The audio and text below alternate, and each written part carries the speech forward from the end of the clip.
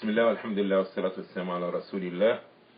I'd like to welcome you all for the third segment in our Hajj for the year 2013. Again with me, Brother Fahim, manager and number one man in HajjUSA of New York. And myself is Muhammad Adly, assistant or religious leader for the group. Assalamu alaikum wa rahmatullah. What we were talking about the last time? Okay, the last time we stopped at going to start the tawaf. Oh, you mean yes. to start the Umrah process Umrah after process, we made the after Ihram already, yes. and we make the Talbiyah and we reach the Haram now. That's right. By the way, before I forget, yes. that it is Sunnah also understands that when a person arrives to Mecca, before you go to the Kaaba, okay, you can take a ghusl. Okay. All right. So you're saying, so you can do it in the hotel. Okay, so you're saying that when they arrive in the hotel, they can put their suitcases and take take their ihram off and take ghusl. Okay, but they don't shave. They still in ihram. Okay. They still in restriction. So if they take a shower, can they change the clothing? Clothing? Mean another ihram or the same ihram? Another ihram. Another ihram. Yes. It's fine. Okay. But there is no need There's for no it. need to, but if they want. They just bought it to understand a few hours ago before they reach it. And for our women audience, can they change their clothing that they were wearing? Yes, they can. Oh, they can. Yes. Okay. But would be good that the person to take a shower before they go to the Kaaba to make the tawaf. I see. So yeah, you were talking about the Talbiyah? Yes. They will end the Talbiyah when they see the Kaaba. Okay. So when the person reaches the hotel, they continue saying Talbiyah as much as they can, and then proceed towards the Kaaba. When they enter into the Masjid al-Kaaba, into the building, what should a person say or do when he enters?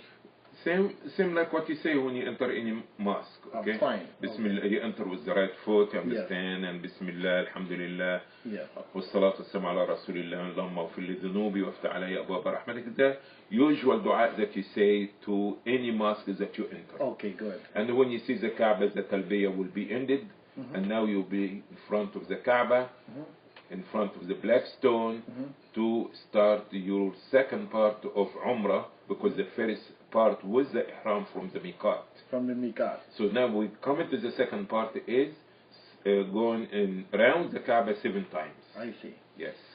So before you start your tawaf, are you supposed to be in wudu? You should be in wudu. Yes. Yes. Is that a form of ibadah?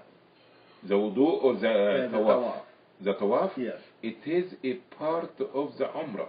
Okay. It is a part. You understand? The Umrah have components. Right. Like making the Ihram from the Miqat. Okay. Making the tawaf 7 times. Right. Going between Safa and Marwa 7 times. Shaving the hair after tawaf. All these things. So you have to fulfill all these components. So then you you start your tawaf. Yes, you start from in front of the black stone. And you going wrong from the black stone. You start your tawaf in a clockwise or anti-clockwise direction. The opposite. Opposite. So yes. Anti-clockwise. So the Kaaba will be actually in your left. Okay, good. Yeah. And you keep going around. You go 7 times. 7 times. Yes. And each rung is from the black stone to the black stone. Exactly. So you finish at the black stone, and you start at the black stone, you finish at the black stone. Exactly. And in Arabic, the black stone is? Hajar al-Aswad. Hajar al-Aswad. Yeah. Okay. So 7 times around. Now, is there anything special to read around the Kaaba, to say? Istighfar, Salah al-Rasul, Dhikr, reciting Quran, saying dua. There is no any specific thing to be said other than between Rukn Yamani, the corner before the black stone, and up to the black stone. This was a quotation from the Prophet. رَبَّنَا آتِنَا فِي الدُّنْيَا حَسَنَةً وَفِي الْآخِرَةِ حَسَنَةً. Oh Allah, grant us the best in this life and the best in the hereafter, and save us from hellfire. There is a problem that some people be holding a book for dua, reading it. Maybe if I'm not reading it right, they assume that for every tawaf that there is a special dua. This is not correct. Okay, so the sunnah of the Prophet ﷺ, is to read the only thing recommended that you're supposed to read. You can, as you said, you can read anything whilst going around the Kaaba. Yes. Any zikr, anything Dua, anything. Quran. But recommended is between the Rukn Yamani and the black stone. ربنا آتنا في الدنيا حسنة وفي الآخرة حسنة وقنا عذاب النار. And if you say nothing more, that's fine also. Even let's say the worst scenario that we can imagine, that a person went around the Kaaba, didn't say anything, and it's okay. It's fine. Still the tawaf acceptable, Tawaf and he still had fulfilled the component of tawaf, which is part of Umrah. Okay. But of course, that this is your opportunity to make dua, to make zikr, all these things. So we are on this topic of reciting or making zikr or anything. Should a person say it loudly or quietly? No, you shouldn't be disturbing the other people. Okay. Okay? Each one of you is calling in his Rabb, in his Lord. Yeah. So not supposed to be one of you disturb the others. Okay. This is the meaning and understanding of Hadith Rasulullah. So for our viewers, for our audience now, we want to advise you, okay, that if anyone tells you to go there and repeat after me loudly, or like leading them in the dua, in the dua. This not. No, this is not the proper adab. No. And disturbing others. Right. Somebody say, Rabbana, and everybody, 100 people run, Rabbana, Atina. You understand? While somebody else is reading Quran, somebody else is saying, Allahumma salli ala. You're disturbing people. That's right. Yeah. That's right. Allah hears you. Right. So what is in your...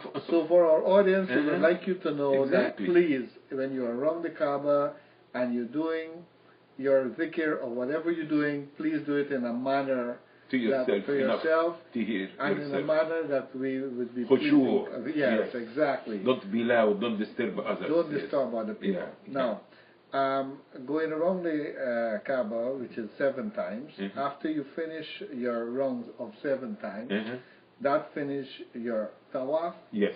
Okay. Now, in the process of going around, it is recommended that you touch the black stone. Yes, it is recommended, but you have to notice, this is a Hajj season. Yes.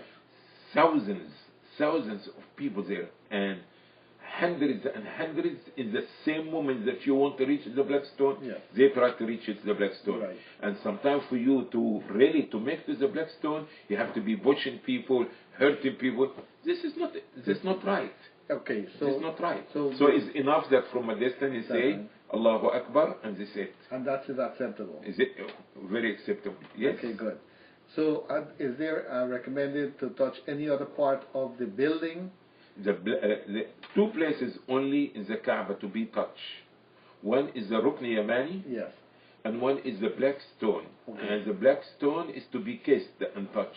Right. And even to prostrate on it if you can. Right. But the first corner before it, which is Rukn Yamani, is only to wipe over it. Other than this, rubbing the Kaaba, touching the Kaaba, all these things, this is not recommended. Okay, good. Yes. So after you finish your 7 rounds of tawaf, what do you do after then? You should, and I understand the difference between must and should. Yeah. You should pray 2 rak'at, sunnah after tawaf. Okay. Yes. Okay. Okay. And you can, the sunnah to do it behind the Hajj, Maqam Ibrahim, station of Ibrahim. Okay. But again, will be very, very crowded. So wherever you can do it, go and do it. 2 rak'at. So the Sheikh is saying that you must perform, or you should perform 2 rakat sunnah of tawaf. Yeah. And if you cannot do it where it is crowded, then move anywhere in the building. Yes. And you mean any place in the mosque? Any place in the mosque. The haram. Yeah, in the haram. Yeah. And pray there. Exactly. Okay. And after you finish that, is it recommended to drink Zamzam water? Yes, it is recommended. It's not must also. Okay.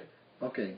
But it's recommended to drink Zamzam water. Yes, of course. And after you finish the Zamzam water, from there you proceed to where? You go to the Safa and Marwa, okay? Okay. Which if you turn your back towards the Kaaba, and you go straight, that the black stone will be behind you immediately, and you go straight. Now this will take you to Safa and Marwa. I see. Which is inside the component or the building of the Haram itself. Okay. Yeah. So Safa and Marwa, where do you start? You start with the Safa. So this is what you call, you're going to do now Sa'i. Now you're going to make Sa'i, which is the third component of Umrah. If we can say that Umrah is parts or components. Right. So making Ihram from the Miqat, this is one component. Going around the Kaaba is the second component. Yeah. Third component is to go between Safa and Marwa. Fourth and last component, you understand, is to shave your hair. So now we are in Safa and Marwa. And this is what you call Sa'i. Yes. And Sa'i is really what? Is walking between the mountain of Safa to the mountain of Marwa. Okay. And how many times is it recommended? This is 7 times. 7 times. Start from the Safa, yeah. You go to the Marwa. This will be one. So you're Coming saying back will be the second. right. Like so this. you're saying when you finish from the Kaaba, you face Safa Marwa. Exactly. Where would Safa be? On the right side? It will be on your right side. Okay. Yes. So you start from Safa. Exactly. And from Safa to Marwa is one time. Yes, this will be one round. One round. Yes, and coming back would be a second like this. So Safa to Marwa 1, Marwa to Safa 2. Yes. And then Safa to Marwa. So in the end, number 7 you'll be in the Marwa. So when you finish your 7th round, you should be in Marwa. Exactly. Exactly. Yes. So you start at Safa, you end at Marwa. Yes.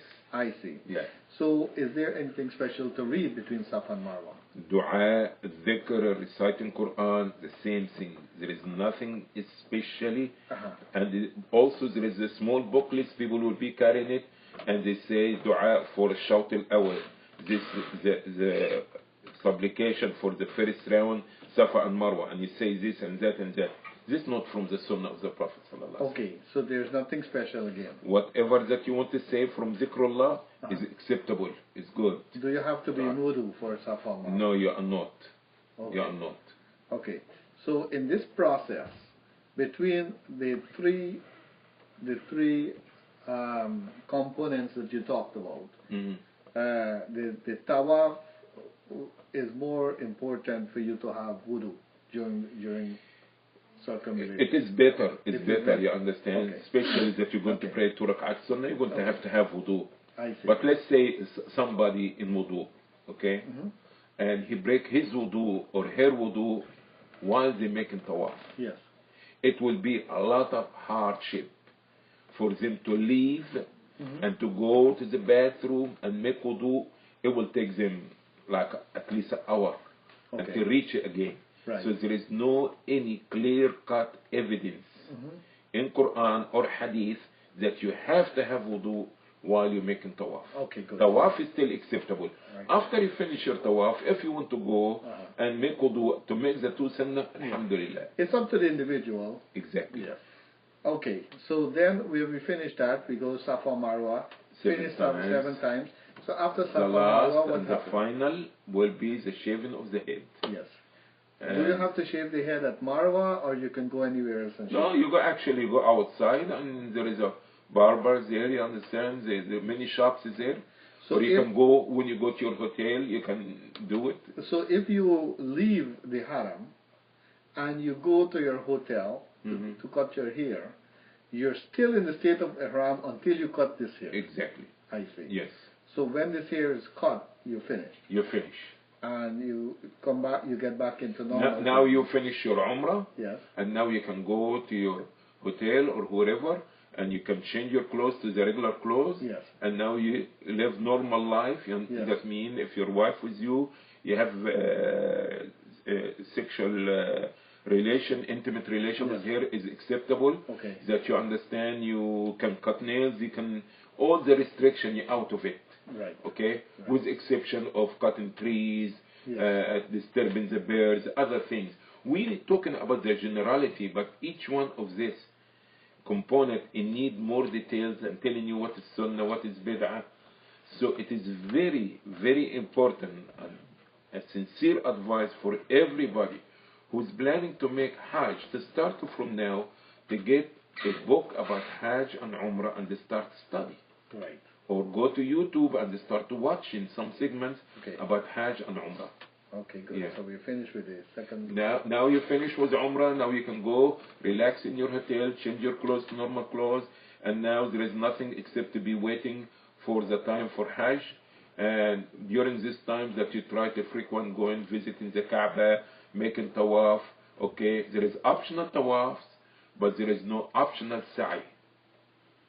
Okay. All right, there is optional. You can every day you can make 1 tawaf, 2 tawaf, 10 tawafs. You understand? Okay. But there is no optional sa'i.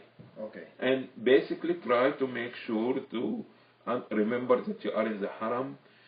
No smoking, no music, no staring at the opposite sex, no arguing, no debates, all these things, because he's still in a state of ihram in other sense. You understand?